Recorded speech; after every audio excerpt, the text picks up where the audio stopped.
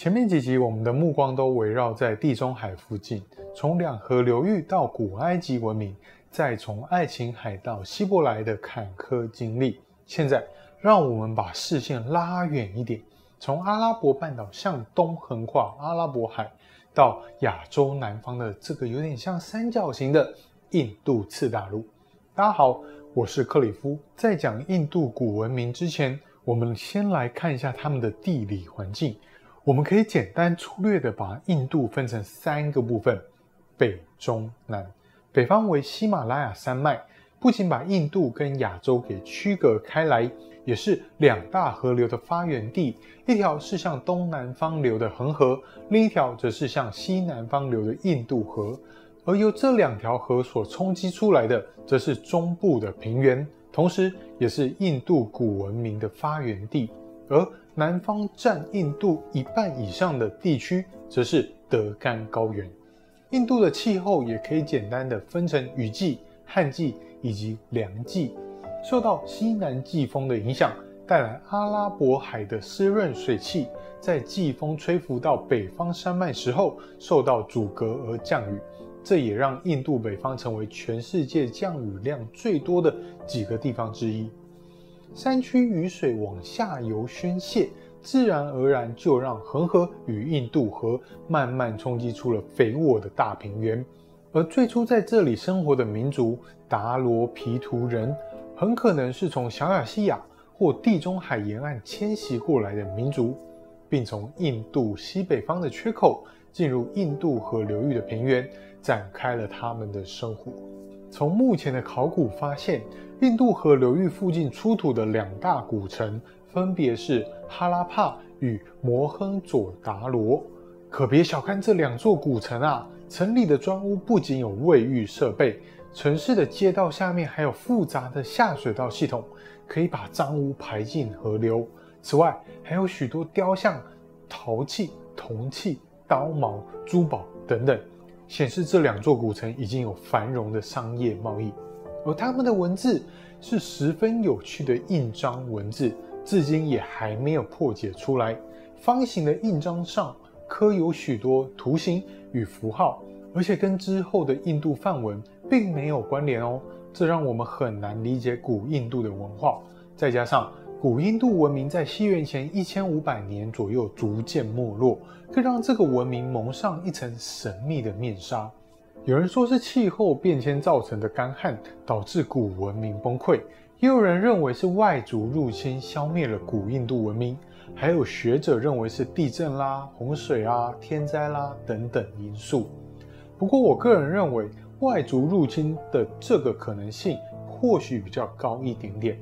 在西元前2000年左右，有一支印欧语系的游牧民族雅利安人，从印度次大陆唯一的缺口，也就是西北方入侵印度平原，经过漫长的征讨与斗争，征服了达罗毗荼人，在西元前1500年左右占领了印度河流域和恒河流域的北方平原，展开了农耕生活。一开始雅利安人还没有成熟的文字系统，后来从西亚传入的字母让他们逐渐发展出自己的一套文字，也就是梵文。自从有了成熟的文字体系后，各种经文、诗歌、咒语等记载也就慢慢出现，最后汇集成几部吠陀经。吠陀的意思是知识或智慧，而吠陀经对于古印度人而言，就像是旧约对于犹太人一样，拥有神圣的约束力。像叶柔吠陀是一部僧侣职务的祭祀手册，而阿达婆吠陀则是民谣，并拥有治疗疾病与各种巫术的咒语。而梭摩吠陀和离句吠陀则是最重要的吠陀经，尤其是离句吠陀。离句吠陀不仅是最古老的一部吠陀经，也是奉献给诸神的诗歌总集，收录了大约1000多首诗歌哦。从描绘诸神的世界到记载世俗的生活，非常多元，诗词也很优美生动。而后来有不少人针对吠陀经的内容加以注解，随着注释越来越多，又让这些注解汇集成另一本著作《奥义书。奥义书里头主要表达的4个基本的价值观，首先第一个，梵天是宇宙的创造者，也是世界灵魂。第二，个人灵魂是从梵天分出来的，在人死后，个人灵魂可以投胎，也就是所谓的轮回。第三，物质是虚幻的，精神或者说灵魂才是真实的。第四，也是最重要一点，人类最重要的事情就是脱离轮回之苦，回到梵天的世界灵魂之中。那要怎么样才能够脱离轮回之苦呢？奥义书表示，每个人的行为思想都会产生业，做善事会留下好的业，反之则会有坏的业。好业多的人投胎后就会向上层阶级轮回，恶业多端的人则会往下层阶级轮回，甚至沦落到投胎为畜生。但如果要摆脱这种轮回的循环，那就只有达到涅槃的境界，才能够让灵魂进入极乐世界，解除肉体的枷锁。好，在雅利安人来到印度平原后，不仅带来了刚刚说到的文字梵文，还把宗教思想与价值观带给了古印度人。同时他们还建立一种严格的阶级制度，也就是种姓制度。简单讲，第一层阶级是僧侣婆罗门，第二层是国王、武士等贵族刹帝利，第三层是从事农工商的平民吠舍。雅利安人属于这3层阶级，也就是统治阶级，而被征服的达罗毗荼人则属于第4层阶级，奴隶首陀罗。阶级之间不能变动哦，而且还有严格的规范与礼仪规矩。每一个层级中还有很多个层级，层层规范组成了古印度的社会结构。起初雅利安人崇拜的神祇有很多，但最后慢慢收敛成3个主要的神祇，分别是创造神梵天、守护神毗湿奴以及破坏神湿婆。他们象征着宇宙的生、住、灭。对于神祇的崇拜与信仰，还有祭典等等，是由僧侣阶级的婆罗门所制定的。因此雅利安人的宗教也被称为婆罗门教。婆罗门教跟种姓制度可以说是一体两面哦，互相依靠存在。怎么说呢？他们认为梵天创造宇宙时，用他的嘴创造了婆罗门这一个阶级，用他的手创造了刹帝利，用他的腿创造了吠舍，最后用脚创造了首陀罗。阶级之间不能变动，就像是手脚不能互换一样，否则就乱套啦。藉由这样的宗教观念，当然能使得种姓制度更加稳固。既然都谈到了婆罗门教，那我们就顺着宗教的脉络继续往下讲。在婆罗门教这种阶级森严的制度下，社会逐渐走向封闭与僵化，慢慢开始有一些人想要做出一些改变。大约在西元前5世纪左右，宗教改革的运动开始酝酿，这当中又以耆那教与佛教最为重要。先说耆那教，有一位在恒河流域附近的小国王子伐达摩那，30几岁的时候决定外出云游苦修。13年后，他参悟了宇宙万物的哲理，并开始传道。他认为万物都有自己一个完整的灵魂，并不是从梵天那个世界灵魂分裂出来的。因此修行的最高目标就是让自己的灵魂得到自由与圆满。而灵魂无法得到自由的主要原因，就在于我们的灵魂跟现实中的物质纠缠太深，让我们被物质的欲望给绑架了。所以要让灵魂得到满足，就要远离物质，甚至脱离自己的肉身，才能够让灵魂获得自由。也因为万物都有灵魂，所以不能杀生，反而要爱护众生；远离物质，所以不能入世享乐，反而要顿世苦修。最后有了5誓言的规范：非暴力、诚实语、不偷窃、纯洁行和不执着。耆那的意思是生命痛苦的征服者，而耆那教的创立更是影响了后来的佛教。作为世界3大宗教之一的佛教，它的教义、经典与思想影响深远，尤其是对东亚地区来说，更是成为了日常生活中密不可分的一部分。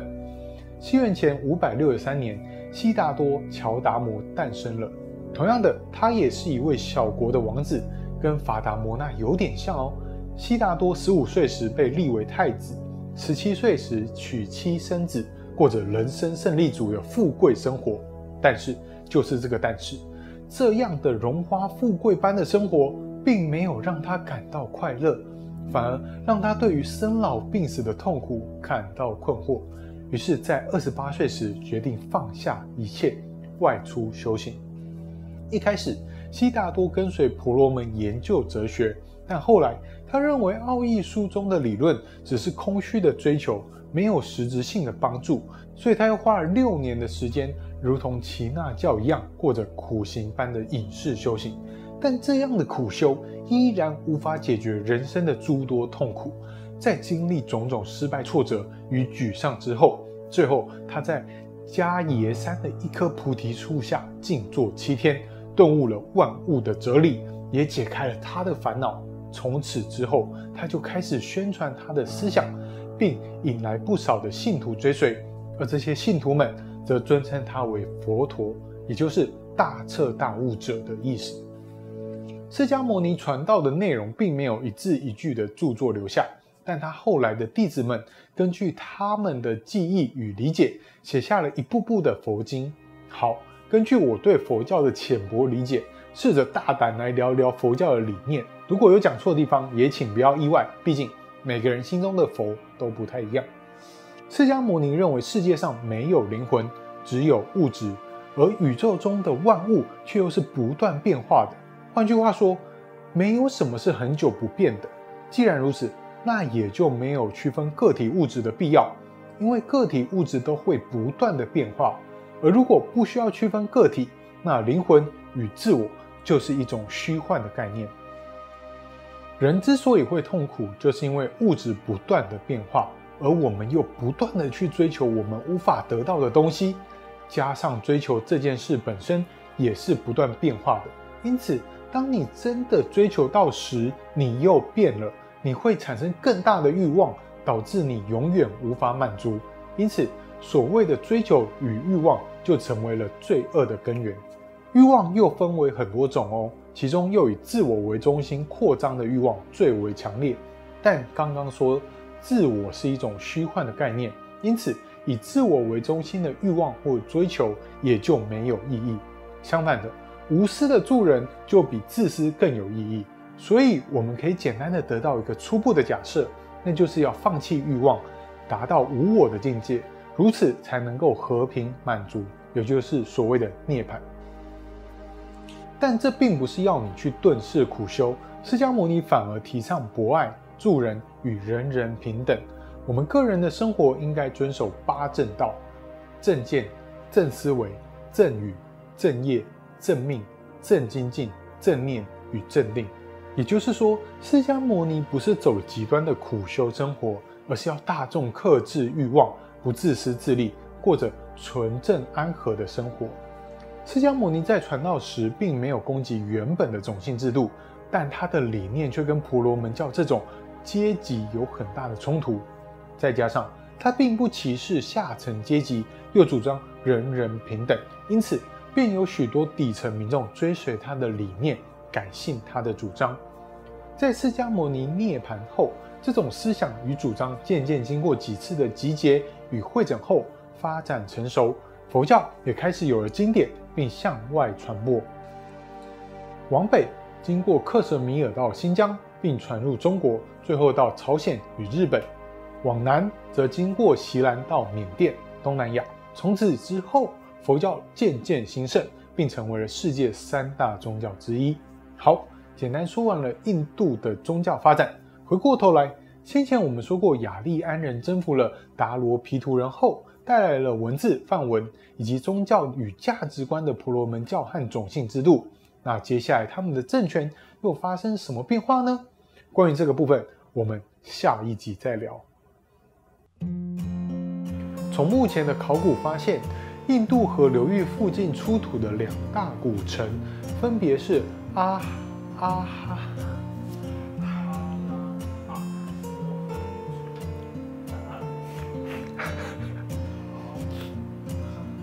好，来。从目前的考古发现，印度河流域附近出土的2大古城，分别是哈拉帕。